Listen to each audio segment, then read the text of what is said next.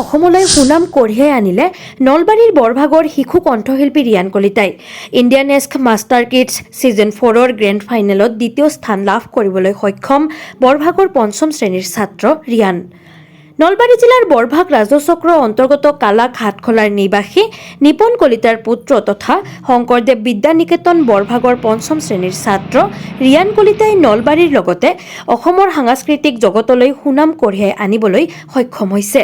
যোৱা 14 নৱেম্বৰ তাৰিখে দিল্লীত অনুষ্ঠিত হোৱা দেশৰ সৰ্ববৃহৎ reality show' Indian ask master kids season 4ৰ গ্ৰেণ্ড ফাইনেলত দ্বিতীয় স্থান লাভ কৰিবলৈ সক্ষম হৈছে অতি সাধাৰণ পৰিয়ালৰ সন্তান শিশুশিল্পী ৰিয়ান কলিতাই।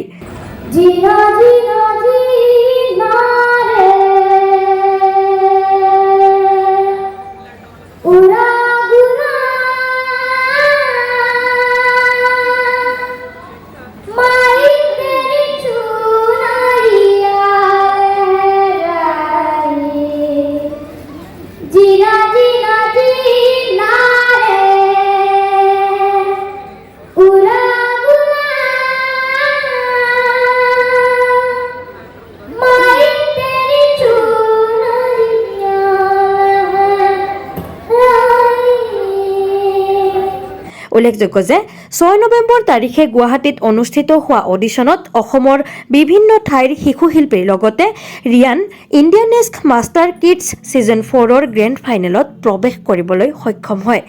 এখন চাহৰ দোকান দি কোনোমতে পৰিয়াল পোহপাল দিয়া পিতৃ নিপন কলিতাই বহু ঘাত প্ৰতিঘাতৰ মাজেৰে পুত্ৰৰ মনৰ আশা পূৰণ কৰিবলৈ দিল্লীলৈ উৰা মাৰে। দিল্লীত অনুষ্ঠিত হোৱা Indian ask master kids season 4ত অংশগ্ৰহণ কৰি গ্ৰেণ্ড ফাইনেলত দ্বিতীয় স্থান লাভ কৰি নিজৰ লগতে পৰিয়াল তথা শুভাকাংক্ষীৰ মনৰ আশা পূৰণ কৰাৰ লগতে সমগ্ৰ নলবাৰী জিলা তথা অসমলৈ পুনৰ সুনাম কঢ়িয়াই আনিবলৈ সক্ষম হয় পঞ্চম শ্ৰেণীৰ ছাত্ৰ ৰিয়ান কলিতাই। উল্লেখযোগ্য যে ৰিয়ানে অসম গেট টেলেণ্টকে ধৰি বিভিন্ন ৰিয়েলিটি শ্ব'ত অংশগ্ৰহণ কৰি সুনাম কঢ়িয়াই আনিবলৈ সক্ষম হৈছে যদিও আৰ্থিক অনাটনৰ বাবে আগুৱাই যোৱাত বহু বাধাৰ সন্মুখীন হ'বলগীয়া হৈছে বৰভাগৰ গৌৰৱ কণমানি ৰিয়ান। সাংস্কৃতিক জগতখনত আগবাঢ়ি যোৱাৰ ক্ষেত্ৰত জনপ্ৰতিনিধি তথা সুহৃদয়বান ৰাইজৰ সহায় সহযোগিতা কামনা কৰিছে ৰিয়ানৰ পৰিয়ালৰ লগতে শুভাকাংক্ষীসকলে। নমস্কাৰ, মোৰ নাম Shri Riyan Kalita, class 5, Indian ask master কিডছৰ দিল্লী। মোৰ সংগীতৰ চৰ্চা কৰা 4 বছৰ হ'ল। মোৰ নাম হ'ল বৰভাগ সংগীত মহাবিদ্যালয়। মোৰ ছাৰৰ নাম শ্ৰী নগেন চন্দ্ৰ কাকতি। তোমাৰ দেউতাৰ নাম কি? নিপন কলিতা। মাৰ নাম? বন্দিতা কলিতা। কি দেউতাই কি কৰে? দেউতাৰ এখন চাহৰ দোকান আছে। হোটেল এখন আছে। तू कितनी अच्छी है, तू कितनी भोली है, प्यारी प्यारी है, ओ माँ, ओ माँ, ओ माँ, ओ माँ, देखने लगी है माँ तेरी आँखियों, देखने लगी है माँ तेरी आँखियों, मेरे लिए जागे है तू सारे सारे रतिया, मेरे निलिया पे अपने निलिया भी तूने वारी है, ओ माँ, ओ माँ।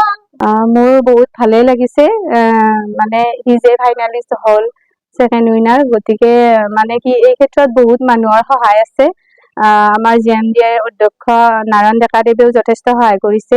আমাৰ যুৱ নেতা লক্ষী কলিতা দেৱেও সহায় কৰিছে।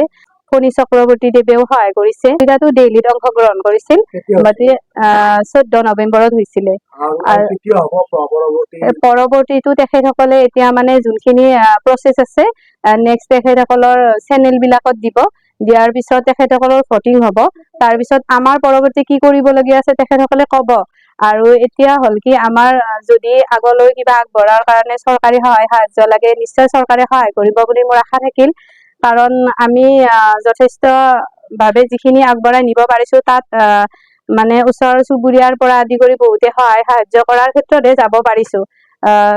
তেখেতসকলৰ মোৰ ৰিলেটিভৰো বহুত আছে, তেখেতসকলেও সহায় কৰিছে, তেখেতসকলকো ধন্যবাদ জনাইছো যে মানে মোক ল'ৰাটো আগবঢ়াই নিয়াৰ ক্ষেত্ৰত তেখেতসকলে যথেষ্ট সহায় কৰিছে। মানে আৰু কাকতি ছাৰেও গান সংগীত শিকোৱাৰ ক্ষেত্ৰত বহুতখিনি সহায় কৰিছে, নহলে ইমান দূৰ আগুৱাই নিব নোৱাৰিলো হয়। আৰু পিছলৈ যেতিয়া আমাৰ ল'ৰাটো আগবঢ়াই নিয়াৰ ক্ষেত্ৰত মানে টকা পইচাৰ কিবা সহায় সহযোগিতা আগবঢ়া লাগিব, সেইখিনি চৰকাৰৰ ফালৰ পৰা সহায় সাহায্য কৰিলে ভাল হ'ব।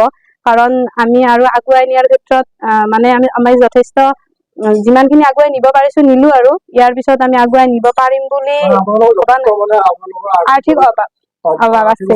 সাংস্কৃতিক বিভাগ আৰু মানে বিধায়ক ছাৰলৈও জনাইছো যে যদি আগন্তুক কিবা আগবঢ়াই নিব লাগে যাতে সহায় কৰে নিয়াৰ ক্ষেত্ৰত। স্বামীয়ে এখন হোটেল কৰে, সাধাৰণভাৱে আমি চলি আছো সেইখনেৰে, কিন্তু ইমান দূৰ আগবঢ়াই নিব নোৱাৰি হোটেলখনেৰে। যথেষ্টখিনি মানুহে সহায় কৰিছে আৰু পিছলৈও সহায় কৰিব বুলি মোৰ আশা থাকিল আৰু। ডেস্ক ৰিপৰ্ট বাৰ্তা টু জেড।